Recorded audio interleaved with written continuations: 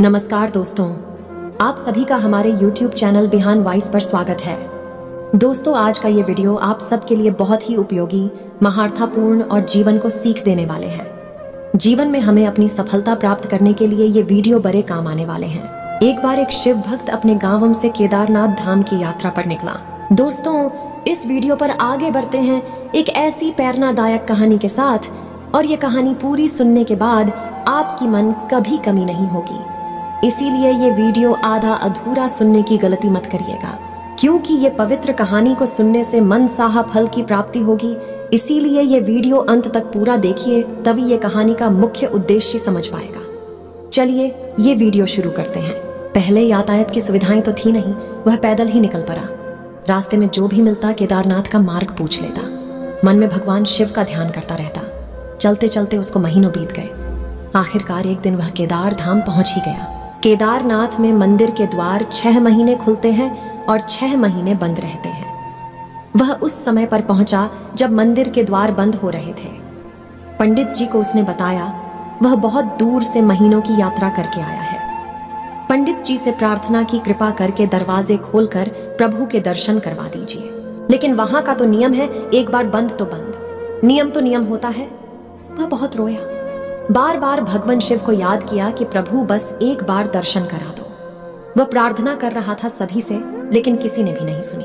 पंडित जी बोले, अब यहाँ 6 महीने बाद आना, 6 महीने बाद यहाँ के दरवाजे खुलेंगे। यहाँ 6 महीने बर्फ और ठंड पड़ती है। और सभी जन वहां से चले गए। वह वहीं पर रोता रहा। रोते रोते रात होने लगी, चारों तरफ अंधेरा हो गया। लेकिन उसे विश्वास था अपने शिव पर कि वो जरूर कृपा करेंगे। उसे बहुत भूख और प्यास भी लग रही थी। उसने किसी की आने की आहट सुनी। देखा एक सन्यासी बाबा उसकी ओर आ रहा है। वह सन्यासी बाबा उसके पास आया और पास में बैठ गया। पूछा, बेटा कहां से आए हो? उसने सारा हाल सुना दिया और बोला, मेरा आना यहाँ पर व्यर्थ हो गया बाबा जी। बाबा जी ने उसे समझाया और खाना भी दिया। और फिर बहुत देर तक बाबा उससे बातें करते रहे। बाबा जी को उस पर दया आ गई। वह बोले, बेटा मुझे लगता है सुबह मंदिर जरूर खुलेगा, तुम दर्शन जरूर करोगे। बातों बातों में इस भक्त को ना जाने कब नींद आ गई। सूर्य के मध्यम प्रकाश के साथ भक्त की आंख खुली। उसने इधर उधर बाबा को देखा, किंतु वह कहीं नहीं थे। इससे पहले कि वह कुछ समझ पाता, उसने देखा पंडित जी आ रहे हैं अपनी पूरी मंडली के साथ। उसने पंडित को प्रणाम किया और बोला, कल आपने तो कहा था मंदिर 6 महीने बाद खुलेगा और इस बीच कोई नहीं आएगा यहाँ, लेकिन आप तो सुबह ही आ गए। पंडित जी ने उसे गौर से देखा, पहचानने की कोशिश की और पूछा, तुम वही हो जो मंदिर का द्वार बंद होने पर आए थे? जो मुझे मिले थे, 6 महीने होते ही वापस आ गए। उस आदमी ने आश्चर्य से कहा, नहीं, मैं कहीं नहीं गया। कल ही तो आप मिले थे, रात में मैं यहीं सो गया था, मैं कहीं नहीं गया। पंडित जी के आश्चर्य का ठिकाना नहीं था। उन्होंने कहा, लेकिन मैं तो 6 महीने पहले मंदिर बंद करके गया था और आज 6 महीने बाद आया हूं। तुम 6 महीने तक यहाँ पर जिंदा कैसे रह सकते हो? पंडित जी और सारी मंडली हैरान थी।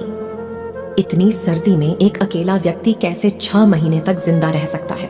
तब उस भक्त ने उनको सन्यासी बाबा के मिलने और उसके साथ की गई सारी बातें बता दी कि एक सन्यासी आया था, लंबा था, बड़ी बड़ी जटाएं, एक हाथ में त्रिशूल और एक हाथ में डमरू लिए, मृगशाला पहने हुआ था। पंडित जी और सब लोग उसके चरणों में गिर गए। बोले, हमने तो जिंदगी लगा दी किंतु प्रभु के दर्शन ना पा सके। सच्चे भक्त तो तुम हो। तुमने तो साक्षात भगवान शिव के दर्शन किए हैं। उन्होंने ही अपनी योग्य माया से तुम्हारे 6 महीने को एक रात में परिवर्तित कर दिया, कालखंड को छोटा कर दिया। यह सब तुम्हारे पवित्र मन, तुम्हारी श्रद्धा और विश्वास के कारण ही हुआ है। हम आपकी भक्ति को प्रणाम करते हैं। जरूरी तो नहीं कि इंसान हर रोज मंदिर जाए, बल्कि कर्म ऐसे होने चाहिए कि इंसान जहां भी जाए मंदिर वहीं बन जाए। बुरे कर्म करके अच्छे भाग्य की कल्पना भी बेकार है। यदि हमारे कर्म अच्छे हैं तो हमारा भाग्य भी सुंदर होगा। जैसे जिसकी सोच वैसे उसके कर्म, जैसे जिसके कर्म वैसे उसके फल। सब कर्मों का खेल है, जो किया वो वापस आएगा। आज जो तुझे रुला रहा है, कल उसे कोई रुलाएगा। अच्छा करो या बुरा, जो जाता है वही वापस आता है। अच्छे परिणाम प्राप्त करने के लिए पहले एक पवित्र उद्देश्य निर्धारित किया जाता है और फिर उसकी सिद्धि के लिए अच्छे कर्म किए जाते हैं। विचार उद्देश्यों की ओर ले जाते हैं उद्देश्य कार्यवाही में आगे बढ़ते हैं, क्रियाएं आदतें बनाती हैं, आदतें चरित्र तय करती हैं और चरित्र हमारे भाग्य को तय करता है। अच्छा बोया जाता है तो अच्छा एकत्र किया जाता है। जब सकारात्मक चीजें बनाई जाती हैं तो वह अच्छी तरह से लौटती है। आप सफल हो या असफल, वे सभी आपके अपने कार्यों के परिणाम हैं। किसी और के जीवन की नकल को पूर्णता के साथ जीने की तुलना में अपने भाग्य को अपूर्ण रूप से जीना बेहतर है। हर किसी को कर्म फल भोगना पड़ता है। अच्छा या बुरा कर्म की पहचान समय खुद देता है। कोई भी जो अच्छा काम करता है उसका कभी भी बुरा अंत नहीं होगा, यहाँ या आने वाली दुनिया में। बिना किसी लाभ की आशा के कर्म को निर्विकार भाव से करना चाहिए, क्योंकि शीघ्र ही फल अवश्य ही प्राप्त होता है। कर्म 2 दिशाओं में चलता है। यदि हम पुण्य कर्म करेंगे तो जो बीज हम बोएंगे उसका फल हमें सुख मिलेगा। अगर हम गैर पुण्य कार्य करते हैं तो परिणाम भुगतना पड़ता है। भगवान से ज्यादा कर्मों से डरिए। एक बार भगवान तो माफ कर सकता है, लेकिन कर्म नहीं। इंसान भाग्यशाली नहीं होता, कभी भी जन्म से उसका भाग्य बनता है कर्म से। तुम जो भी कर्म प्रेम और सेवा की भावना से करते हो वह तुम्हें परमात्मा की ओर ले जाता है। जिस कर्म में घृणा छिपी होती है वह परमात्मा से दूर ले जाता है। कर्म तेरे अच्छे हैं तो किस्मत तेरी दासी है, नियत तेरी अच्छी है तो घर में मथुरा काशी है। जीवन मिलना यह भाग्य पर निर्भर है, मृत्यु होना समय पर निर्भर है, किंतु मृत्यु के बाद भी लोगों के दिलों में रहना अपने कर्मों पर निर्भर है। कर्म से ही पहचान होती है। इंसानों की दुनिया में अच्छे कपड़े तो बेजुबान पुतलों को भी पहनाया जाता है। दुकानों में इंसानियत दिल में होती है, हैसियत में नहीं। ऊपर वाला कर्म देखता है, वसीयत नहीं। अपना समय यह सोचकर बर्बाद ना करो कि दूसरों ने तुम्हारे साथ क्या किया। तुम्हारी जगह कर्मों को उनका जवाब देने दो। भाग्य से जितनी ज्यादा उम्मीद करोगे वो उतना ही ज्यादा निराश करेगा, और कर्म पे जितना जोर दोगे वो हमेशा उम्मीद से भी ज्यादा मिलेगा। अच्छा हो या बुरा हो, पर कर्मों का फल जरूर मिलता है। किसी को जल्दी मिलता है तो किसी को थोड़े देर से मिलता है।